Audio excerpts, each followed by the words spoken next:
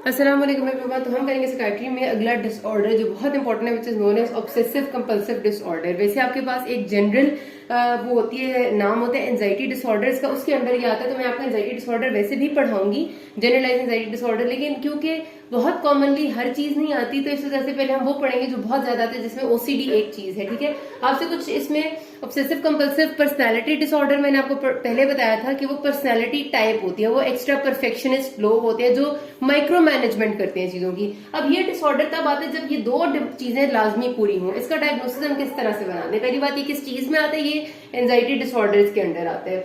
अब इसमें क्या होता है, नाम बता रहे ऑब्सेशंस एंड कंपल्जन्स। ठीक है, इन दोनों का मतलब आपसे बहुत ज्यादा पूछा जाता है, फिर दूसरी चीज जो पूछते हैं वो इसकी मैनेजमेंट है। मैं आपको उसी तरह पढ़ाऊंगी।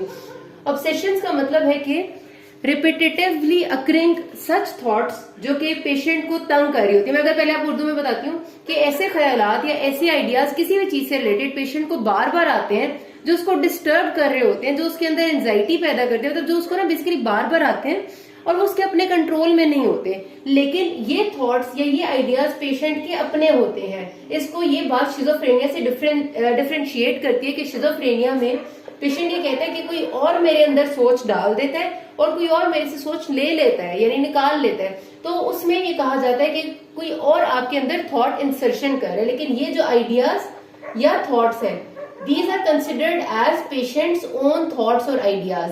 ये पेशेंट के अपने थॉट या आइडियाज होते हैं, इसमें किसी का कोई अमल दखल नहीं होता। तो अगर हम इनको बात करें तो दीज आर impulses, images या ideas that enters patient mind again and again in a stereotype form। मतलब इनका एक स्टीरियोटाइप बना होता है, इनका एक पैटर्न बना होता है, उसी सेट पैटर्न के साथ बार बार मरीज के दिमाग में आते हैं और इस वजह से मरीज परेशान हो रहा होता है। They are distressing for the patient. ठीक है, ये जो ऑब्सेशंस हैं they are distressing for the patient, और वो कोशिश करता है कि ये ना आए। पेशेंट इनको रेजिस्ट करने की भी कोशिश करता है, लेकिन उसके बस में नहीं होता, वो नहीं कर पाता। और ये थॉट और आइडियाज उसके अपने होते हैं। These are considered as the patient's own thoughts. ठीक है, but they are involuntary in nature. तो ये होती हैं ऑब्सेशंस। अब इसकी मिसाल लेते हैं कि एक बंदा है जिसको, जिस तरह हम ओसीडी में सबसे कॉमनली हम कहते हैं कि वो जो लोग होते हैं जिनको बार बार हाथ धोने की या बहुत ज्यादा सफाई की आदत होती है, मोस्ट कॉमन टाइप होती है इस ओसीडी की। इसमें क्या होता है कि पेशेंट एक दफा सफाई हुई भी है, फिर भी उसके जहन में बार बार आता है कि शायद ये जगह साफ नहीं है।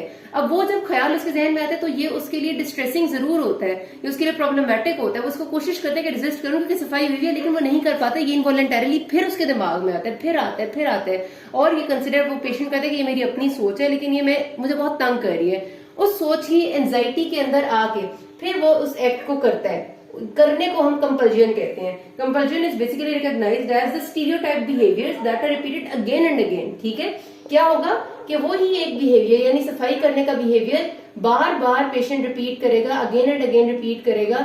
हालांकि वो सफाई हुई भी है, जगह बिल्कुल साफ सुथरी है, फिर भी वो बार बार उस जगह पर से सफाई करेगा, बिकॉज वो एंजाइटी ओवरकम करना चाहता है। जो इनवॉलेंट्री थॉट्स उसको आ रही हैं बार बार, जो स्टीरियोटिपिकल थॉट्स आ रही हैं, जो उसको डिस्ट्रेस कर रही हैं, जो नहीं जा रही है उसके दिमाग से, उसकी वजह से होने वाली एंजाइटी को रिलीव करने के लिए कंपल्सिवली वो एक्शन बार बार करता है और उसके बाद आखिरकार उसको सुकून मिलता है। ठीक है, ये टास्क उसके लिए बहुत इंजॉयबल नहीं होता, उससे उसे कोई मजा नहीं आ रहा होता। It is not enjoyable, but it is just to relieve the anxiety that is occurring because of obsession. तो दिस इज एन ओसीडी। जिन लोग को बार बार हाथ धोने की आदत होती है, उनको बार बार ख्याल आता है मेरे हाथ गंदे हैं, मेरे हाथ गंदे हैं, हालांकि साफ होते हैं। इस थॉट की मुस्तकिल आने की वजह से उन्हें जाना पड़ता है वॉशरूम में हाथ धोने के लिए बार बार। रिजल्टेंटली वो जाते हैं, उसको कंपल्शन कहते हैं। Obsessions and compulsions combine to form obsessive compulsive disorder. ठीक हो गया जी। अब हमारे पास इसके रिस्क फैक्टर्स में कोई खास भी बात तो नहीं है, लेकिन जेनेटिक्स में ये बहुत ज्यादा रन करता है, मतलब फैमिली में रन करता है। अगर एक पेरेंट को है तो बच्चों को होने का खतरा बहुत ज्यादा होता है। इसके अलावा कोई ऐसा मैं नहीं कहती कि कोई फैक्टर होगा, प्रोबेबल एनवायरमेंटल फैक्टर या सोशल फैक्टर जिसकी वजह से ये होगा, ज्यादा जेनेटिक्स में रन करती है चीज। ठीक है, और फिर इसकी मैनेजमेंट आपसे जो पूछते हैं अगली इंपॉर्टेंट चीज मैनेजमेंट में, इसमें साइकोथेरेपी एंड मेडिकेशन दोनों इंपॉर्टेंट है। इसमें जो हम साइकोथेरेपी में बताई जाती है वो होती है एक्सपोजर एंड रिस्पॉन्स प्रिवेंशन के पेशेंट को उसी चीज के सामने एक्सपोज किया जाए। फॉर एग्जाम्पल पेशेंट जो है वो सफाई बहुत ज्यादा पसंद करता है, उसके सामने हम वो चीज को वाकई गंदा कर दें और उसके बाद उससे कहें कि आपने इसको साफ नहीं करना, असल में गंदी चीज को साफ नहीं करना। तो एक्सपोजर दिया और रिस्पॉन्स को प्रिवेंट किया। उसे कहा कि आपने जानबूझ के खुद को रेजिस्ट करना है कि आपने इसको सफाई नहीं करनी। शुरू में मुश्किल होता है, आहिस्ता आहिस्ता हम पहले हम उससे कहते हैं कि आपने 15 मिनट वेट करना है कि सफाई नहीं करनी, फिर कर लेनी है, फिर आधा घंटा, फिर घंटा, फिर 2 घंटे, फिर आहिस्ता आहिस्ता उसे आदत हो जाती है कि उसके दिमाग के कनेक्शंस ब्रेक हो जाते हैं।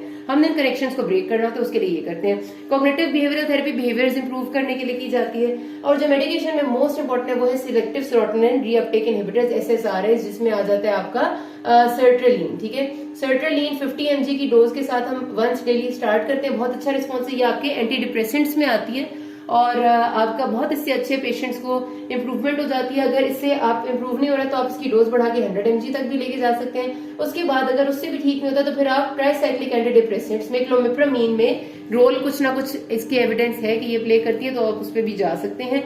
स्टिल अगर पेशेंट ठीक नहीं होता तो लो डोज एंटीसाइकोटिक्स का अब एविडेंस आ रहा है कि अगर आप लो डोज में ओलेंजापीन देंगे, यानी ओजेप वगैरह के नाम से जो आती है 0.5 mg सॉरी, तो उससे 5 mg, तो उससे पेशेंट जल्दी ठीक हो जाते हैं। अगर आप पहले हम हाली SSRIs देते थे, अब SSRIs के साथ अगर लो डोज एंटीसाइकोटिक्स देंगे तो पेशेंट्स का रिस्पांस बहुत अच्छा होता है। जिनकी इनसाइट बिल्कुल नहीं होती वो नॉर्मली देर से रिस्पॉन्ड करते हैं। जो खुद पेशेंट्स को पता होता है कि यार हमें दवाई की जरूरत है और हम इस चीज को ओवरकम करना चाहते हैं, जल्दी ठीक हो जाते हैं। तो ये बात यहाँ पर खत्म होती है। किसी को कोई मसला हो कि नास में। Thank you.